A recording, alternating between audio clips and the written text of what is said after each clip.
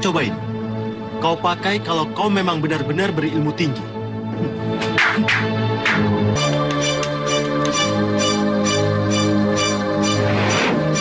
Sekaranglah ajalmu tiba. Iya.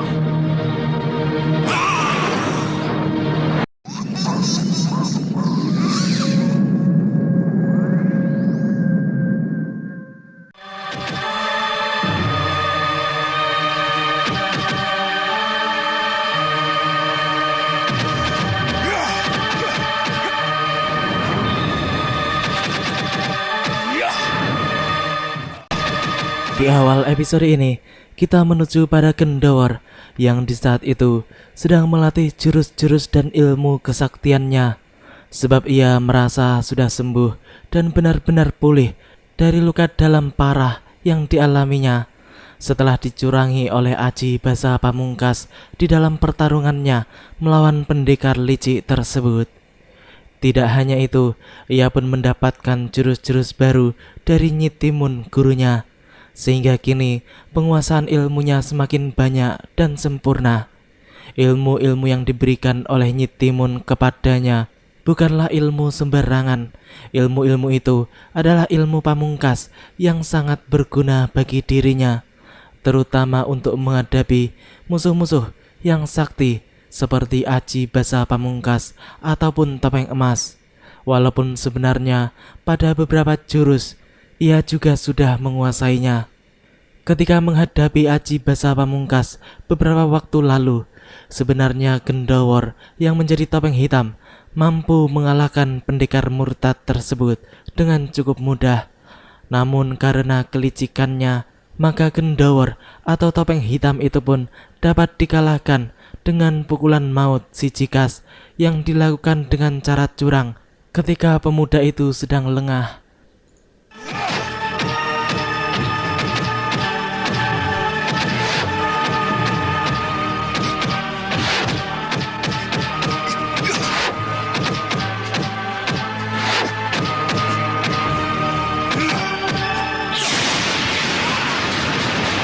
Gerakan jurus Tandis Seta.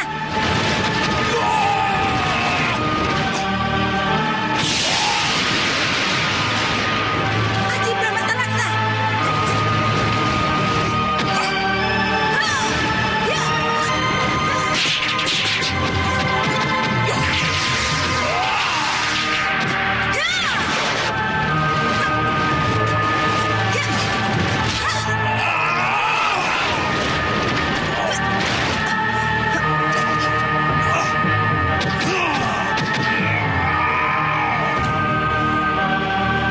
Maaf Guru, saya sudah berusaha mengendalikan, tapi Tidak apa-apa, Gendawar.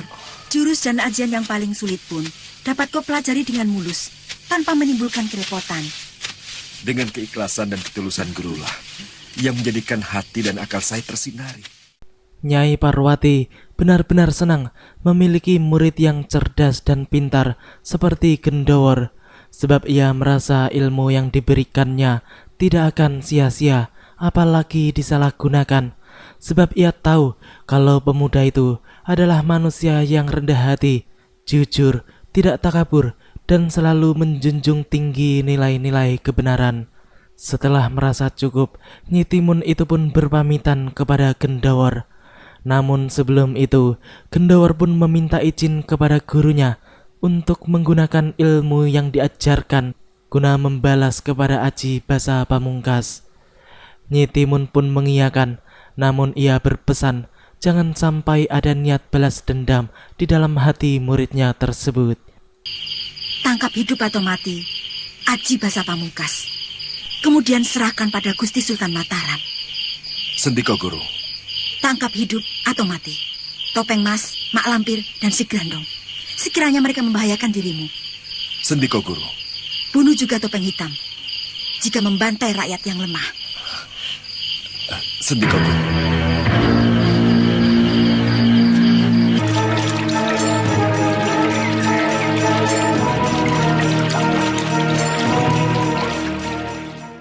Di hari itu, tampak Tirta anak dua nyawa yang sedang duduk melamun di taman belakang istana Dewa Petir.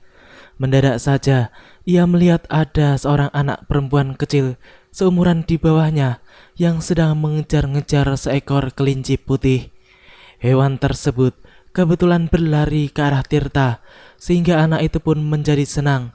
Lalu ia berjalan menuruni tangga dan menangkap kelinci kecil tersebut.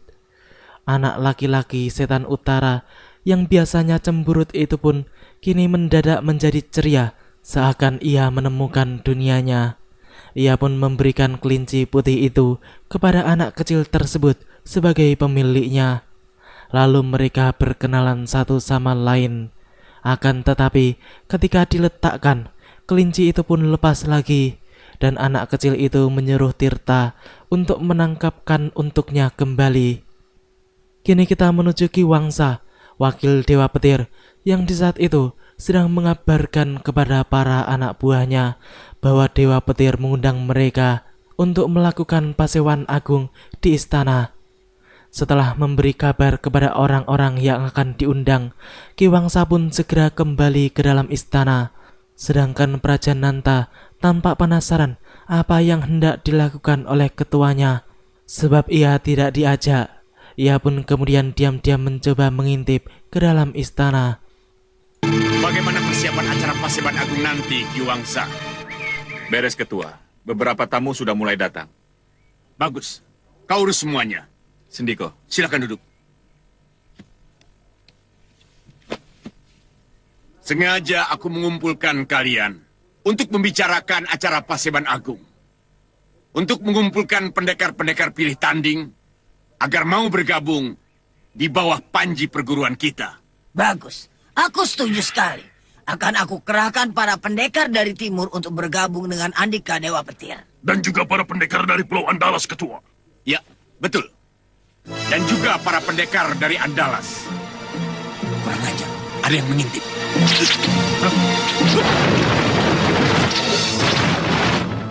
Raja Nanta, apa yang kau lakukan di sini? Maaf, Ketua. Hamba tidak tahu Ketua ada di dalam.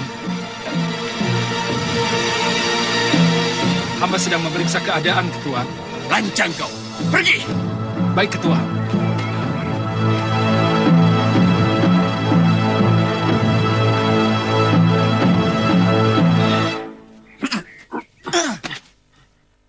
Dengar, kalau mau menyampaikan sesuatu, jangan langsung pada Ketua.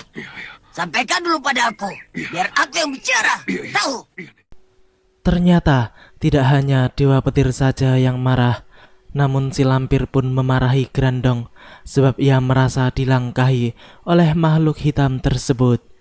Kini Prajananta yang menuju arah belakang istana pun mendadak berhenti setelah ia melihat Tirta yang sedang bersama dengan kawan barunya itu mengejar-ngejar seekor kelinci putih.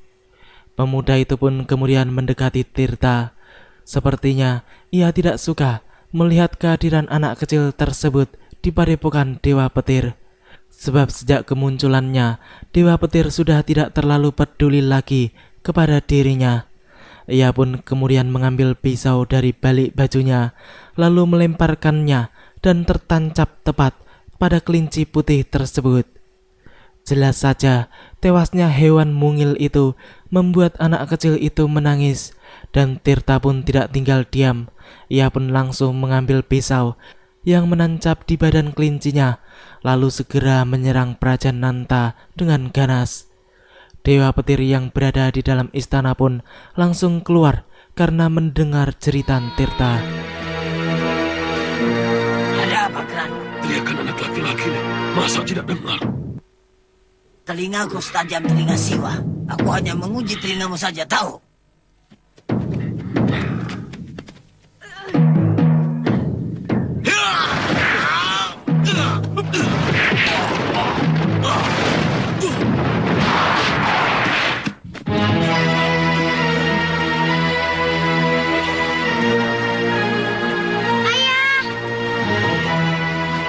Siapa dia, Ki Wangsa? Anak saya, Ketua. Sita, sedang apa kau di sini? Dia jahat, Ayah. Dia membunuh kelinciku dan memukul Kang Tirta. Kurang ajar kau, Prajananta. Beraninya melawan anak ingusan. Hadapi aku kalau berani. Ampun ketua, hamba tidak berani melawan. Lancang kamu. Sudah tahu anak kecil, masih juga kau hajar.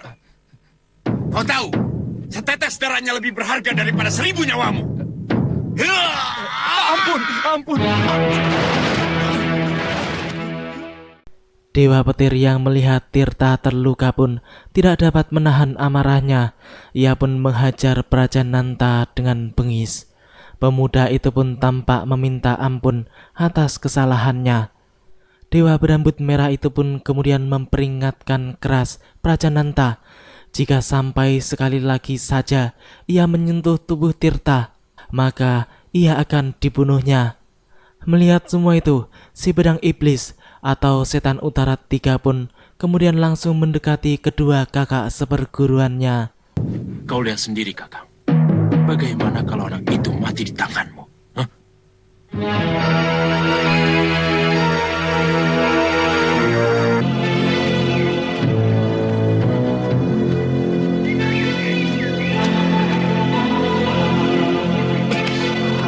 Sabar, kau memang hebat. Ternyata anak kecil itu adalah Putri Ki Wangsa, wakil Dewa Petir. Sedangkan Mak Lampir kini menghampiri Prajananta dan mengatakan bahwa ia menyukai gaya pemuda itu dan memuji-muji keberaniannya. Kini Prajananta yang telah ditinggal sendirian itu pun kemudian penasaran siapa bocah kecil itu sebenarnya, mengapa ia begitu berarti untuk ketuanya. Padahal sebenarnya dirinya lah yang merupakan anak kandung dari Dewa Petir, sehingga wajar jika ia merasa cemburu dengan Tirta yang begitu disayang dan diperhatikan oleh ayahnya itu. Prajananta kini tampak marah-marah sendiri mengingat peristiwa barusan yang juga telah membuatnya malu sendiri. Ia pun kemudian berkata-kata kepada dirinya bahwa sebenarnya ialah anak kandung Dewa Petir. Akulah satu-satunya anak Dewa Petir. Tapi kenapa pada anak kecil yang bernama Tirta itu lebih sayang? Apa dia anaknya juga? Tahun ibu menunggu. Ayahmu tidak pernah kembali. Rupanya Tuhan tidak memberi kesempatan bagi ibu untuk memberitahukan ayahmu tentang kau, Nanta. Siapa namanya, Bu? Arya, Elang, Anabra. Pergilah kau ke dusun Muncul Kidul. Cari orang yang bernama Ki Marto. Dia saudara seperguruan ayahmu. Tanyakan padanya. Barangkali dia tahu tentang ayahmu. Ya, Prajananta pun teringat akan masa lalunya sebelum ibunya meninggalkan dirinya untuk selamanya. Di tengah lamunannya itu, mendadak muncullah seorang wanita yang langsung membuyarkan lamunannya. Pemuda itu pun kemudian mengatakan kepada wanita itu bahwa ia teringat dengan ibunya. Gadis itu pun mengatakan bahwa pemuda itu sering menceritakan tentang kebaikan ibunya, sehingga ia juga harus baik pula seperti almarhum ibunya. Prajananta pun kemudian mengatakan bahwa selain ibunya, ia juga tidak dapat melupakan jasa Ki Marto yang merupakan saudara seperguruan ayahnya, yang ketika itu juga mengangkatnya sebagai murid sekaligus anak angkat. Dan dari gurunya itulah ia mendapatkan bekal untuk merantau mencari ayah kandungnya. Lalu setelah bertahun-tahun ia mencari, akhirnya ia berhasil bertemu dengan ayahnya yang ternyata telah merubah namanya menjadi Dewa Petir. Apa kau sudah mengatakan pada ketua kalau kau adalah anaknya? Ya, aku menahan diri untuk tidak mengatakan yang sebenarnya pada ketua. Mungkin sampai saatnya nanti. Tapi kapan? Entahlah Mila. Sekarang aku hanya ingin membuat ketua senang dan menjadi abdi yang setia. Aku percaya perguruan ini jadi besar juga atas usahamu. Ya, jika ketua belum bisa menganggapku anak, aku berharap ketua mau mengangkatku sebagai muridnya. Ternyata wanita itu bernama Mila dan sepertinya ia juga tinggal di istana Dewa Petir. Kini kita menuju pada topeng hitam yang di saat itu tampak melintas terbang dengan berpijak pada pucuk-pucuk daun yang tinggi. Sedangkan tidak jauh dari tempat itu tampak Dewi Racun yang sedang bersama dengan Dian Selasih dan Aji Basa Pamungkas. Mereka pun berjalan beriringan entah kemana tujuannya. Tampaknya Dewi Racun benar-benar telah tersihir oleh si Cikas yang mengaku sebagai Bayu Seta. Padahal jelas-jelas ia tahu kalau Dian Selasih adalah anaknya si Cikas. Namun ia masih saja percaya dan mau menerima lelaki licik tersebut serta tidak merasa dibohongi. Dasar perempuan yang tidak peka dan selalu mementingkan egonya atau perasaan hatinya sendiri. Kini mereka pun dikejutkan dengan munculnya topeng hitam yang terbang di atas mereka dan tiba-tiba sudah berdiri tegak membelakangi ketiganya. Topeng hitam, kita bunuh ayah. Iya, tapi kita tanya dulu dia. Pasti banyak keterangan berharga yang dimilikinya. Aku kira kau sudah mampus, topeng hitam. Sekaranglah ajalmu tiba. Iya.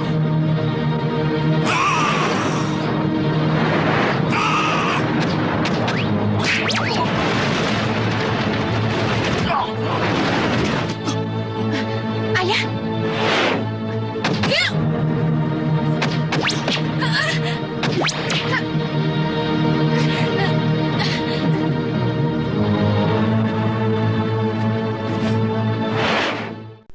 Ya, dengan begitu mudahnya topeng hitam melumpuhkan Dewi Racun dan Dian Selasih. Kesaktian Aji Basa Pamungkas sendiri tidak ada apa-apanya dibandingkan dengan topeng hitam. Apalagi hanya dua wanita bodoh itu. Jelas mereka sama sekali tidak sebanding dengan pahlawan Mataram tersebut. Kini si Cikas pun kembali memutar otaknya untuk memikirkan kelicikan apa lagi yang akan ia gunakan untuk mengalahkan topeng hitam. Lalu ia pun mengeluarkan gelang perak andalannya yang selama ini telah berhasil menaklukkan jago-jago dunia persilatan termasuk Mak Lampir dan Grandong. Ia pun mencoba untuk memancing topeng hitam agar mau memakai gelang perak itu dengan sukarela seperti para pendekar yang sudah-sudah. Topeng hitam pun tampak sangat tenang. Ia pun hanya diam saja melihat tingkah si Cikas yang benar-benar berusaha memancingnya dengan kata-kata yang membuatnya mau memakai gelang perak tersebut. Betulkah kau sakti, topeng hitam?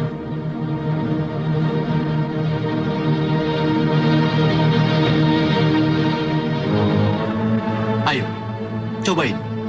Kau pakai kalau kau memang benar-benar berilmu tinggi.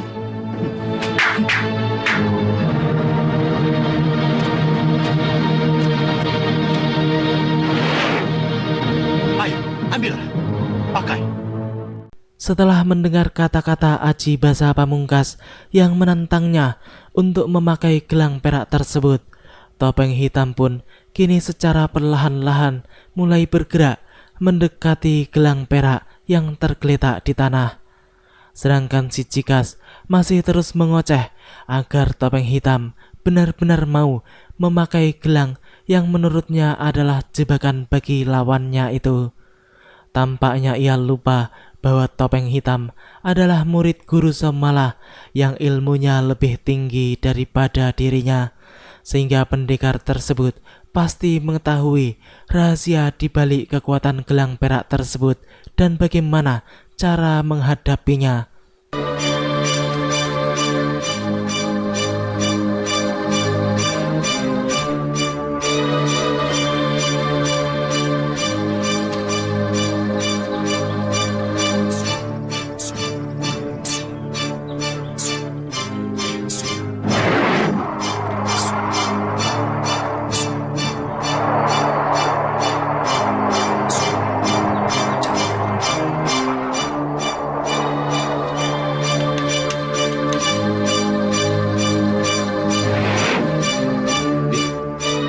Gelangmu sudah kupakai. Mau apa kau sekarang, Aji Basa Pamungkas? Sekarang, kau akan menjadi budakku, Topeng Hitam. Dan kau akan mati secara perlahan-lahan, Topeng Hitam. Nah! Ya!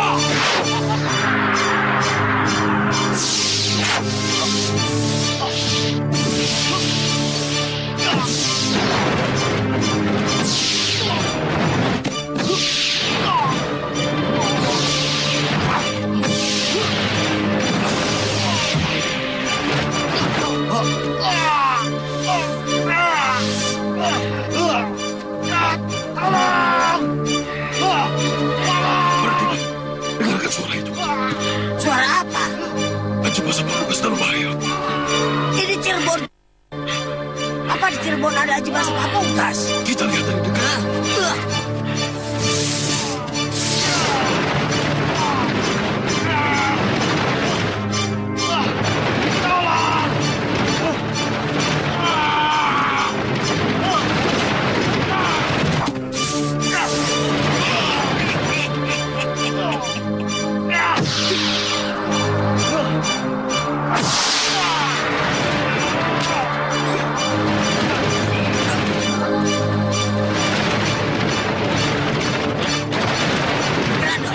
Grandong yang hendak mengejar Topeng Hitam pun langsung dicegah oleh Mak Lampir, dan kini mereka pun menghampiri Dian Selasih serta Dewi Racun yang masih kaku seperti orang yang terkena totokan pada jalan darahnya. Si Lampir pun kemudian meminta air dari si Grandong, lalu digunakannya untuk membebaskan kedua wanita itu dari belenggu Topeng Hitam. Hingga tak lama kemudian mereka pun sadar dan bisa bergerak kembali seperti sedia kala. Kau, Mak Lampir, kau.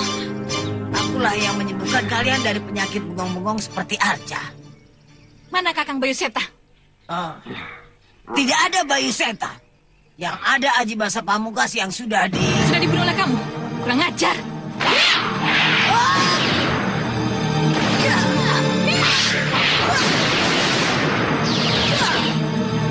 Kurang ajar. Grandong, bawa Mak Lampir pergi. Lepaskan Asih, lepaskan kain ini. Tidak ada gunanya bertemu dengan Mak Lampir.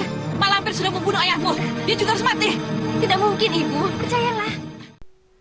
Dewi Racun pun tampak sangat kesal terhadap Dian Selasih. Lalu ia pun melihat ke sekitar tempat itu dan tidak menemukan tanda-tanda keberadaan Bayu Seta.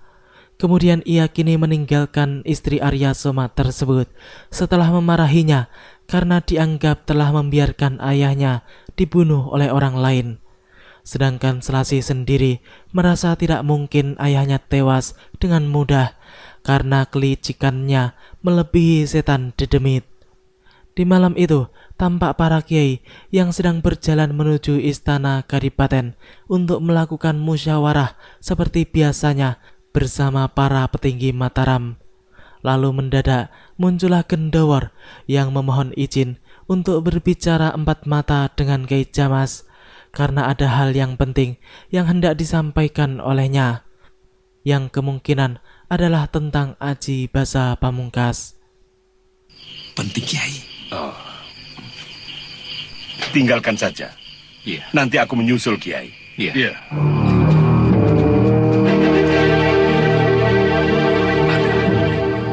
Baginda Sultan mendesak kita agar menumpas habis komplotan Topeng Emas. Agar para berandal di Kadipaten ini cepat habis. Assalamualaikum. Waalaikumsalam warahmatullahi wabarakatuh. Silakan, Kiai. Sekarang di Cirebon telah muncul sebuah perguruan yang gejalanya akan merongrong kewibawaan Pamungpraja. Kiai Jamas pun benar-benar menyusul setelah ia mendapatkan warta penting dari Gendawar. Sedangkan Pangeran Purbaya pun melanjutkan pembicaraannya tentang munculnya Dewa Petir yang sangat meresahkan. Sultan Agung pun memberi tugas kepada mereka semua untuk menumpas gerombolan Dewa Petir beserta anak buahnya. Setelah sang pangeran menyelesaikan omongannya, Kiai Jamas pun kemudian menyampaikan kabar yang dibawanya dari Gendawar. Tadi aku dicegat Gendawar, sewaktu aku sedang berjalan dengan para kiai sepuh. Bukankah begitu, Kiai? Iya, benar. Mau apa dia? Gendawar dapat pesan dari Topeng Hitam, bahwa Topeng Hitam akan mengadakan perang tanding dengan Aji Basah Pamungkas. Pertarungan sampai mati. Kapan itu, Kiai? Harinya akan ditentukan kemudian. Lalu apa berita baiknya? Kalau kita semua diperbolehkan menyaksikan pertandingan itu. Tepat. Kita memang diundang untuk menyaksikan pertandingan itu. Tapi dilarang untuk terlibat. Kita saksikan saja pertarungan Topeng Hitam dengan Aji Basah Pamungkas. Ini warta rahasia. Sandiwarta ini hanya untuk kita saja.